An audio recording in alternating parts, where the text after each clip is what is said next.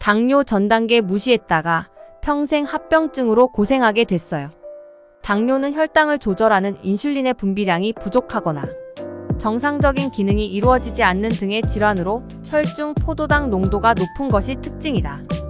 고혈당으로 인해 여러 합병증을 불러일으키고 이로 인한 사망률도 증가시킨다.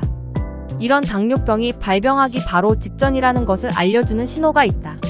바로 당뇨병 전 단계다. 당뇨병 전 단계는 두 가지로 나눌 수 있다. 공복혈당 장애와 내당능 장애다. 공복혈당 장애는 공복혈당이 정상보다 높지만 당뇨병 수치까진 미치지 못하는 상태다. 내당능 장애는 식후 혈당이 높은 경우다. 하지만 식후 혈당은 식단에 따라 달라지기에 정확한 측정을 위해선 포도당 부하 검사를 해야 한다. 공복혈당 장애와 내당능 장애가 모두 있는 사람은 한 가지만 가지고 있는 사람에 비해 당뇨병 발생 위험이 약 2배 높다. 대한당뇨병 학회에서 발행한 당뇨병 진료 지침에 따르면 당뇨병 전 단계로 진단받는 기준은 1. 공복혈당 포도당 100에서 125 2. 75g 경구 포도당 부하 2시간 후 혈당 포도당 140에서 199 3. 당화 혈색소 5.7%에서 6.4%일 때다. 당뇨병 전 단계에 속하는 사람은 건강한 사람에 비해 당뇨병 생길 위험이 3~4배, 심혈관 질환 위험이 2~3배 높다. 당뇨 전 단계가 위험한 이유는 먼저 당뇨병으로 진행될 위험이 높다는 게 가장 크다. 당뇨 전 단계 진단을 받은 사람의 50% 이상은 향후 10년 이내에 당뇨병으로 진행된다. 특히 나이가 많거나 가족력이 있을수록 비만이고 건강하지 못한 식습관을 가질수록 당뇨로 진행될 가능성이 높다.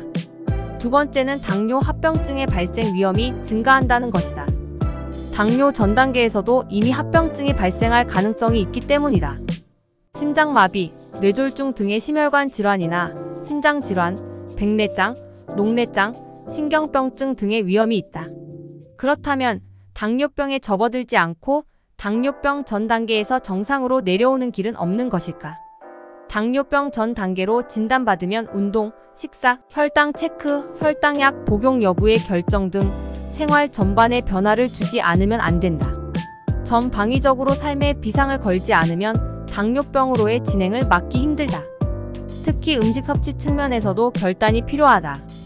이와 관련해 미국 건강의료 매체 웹MD가 소개한 당뇨 직전에 먹어야 하는 음식과 꼭 바꿔야 할 식습관을 정리했다. 아침 식사는 꼭 아침에 일어난 지 2시간 안에 식사를 하는 게 좋다. 그러면 나중에 혈당을 조절하는 데 도움이 될 수 있다. 채소 더 많이 먹기. 식물성 섬유는 혈당을 올리지 않고 포만감을 준다. 채소에는 영양이 풍부하다.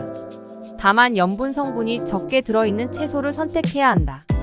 반 접시에 다양하고 전분이 없는 채소를 먹는 게 좋다. 당근, 피망, 브로콜리, 시금치, 케일 등의 채소가 제격이다. 전분이 많이 든 채소는 줄이기. 전분이 너무 많이 들어있는 채소에는 탄수화물이 더 많이 들어있다. 물론 건강에 좋은 영양소도 없지 않으나 과잉 섭취는 피해야 한다. 전분 함량이 많은 전분 채소에는 감자, 고구마, 옥수수, 도토리, 늙은 호박 등이 포함된다. 간식으로 과일 먹기. 과일에는 당분이 많이 들어있다. 따라서 꼭 피해야 하는 것은 아니지만 의사 또는 영양사에게 문의해 적정량을 섭취하는 게 좋다. 과일에는 섬유질, 비타민, 미네랄도 풍부하다. 당분이 비교적 적게 들어있는 과일로는 베리, 키위, 멜론, 오렌지 등을 꼽을 수 있다. 천연 견과류, 버터, 그리스 요구르트, 아몬드 등 건강에 좋은 단백질과 과일을 함께 먹는 것도 좋다. 정제 곡물 대신 통곡물. 정제된 곡물과 달리 통곡물에는 원래의 섬유질과 기타 영양소가 모두 들어있다. 아침 대용으로 따로 먹을 수도 있다. 오트밀, 현미, 통밀빵 또는 파스타 등 다양한 형태로 섭취할 수 있다. 통곡물 가루로 쿠키를 만들어 먹을 수도 있다. 포장된 제품을 살 땐 통곡물로 만든 것인지 확인하는 습관을 들이는 게 바람직하다. 견과류, 씨앗 즐겨 먹기. 염분이 적게 든 견과류를 골라야 한다. 한꺼번에 너무 많이 먹으면 설사할 수도 있으니 적정 권장량만 섭취한다. 견과류와 씨앗에는 건강에 좋은 지방 성분도 들어있지만 칼로리가 좀 높다. 호두, 피스타치오, 땅콩, 해바라기 씨 등이 권장된다. 적절한 단백질 섭취. 모든 식사와 간식에는 단백질을 포함시켜야 한다. 단백질은 포만감을 느끼게 하고 탄수화물이 혈류로 들어가는 속도를 늦춰준다.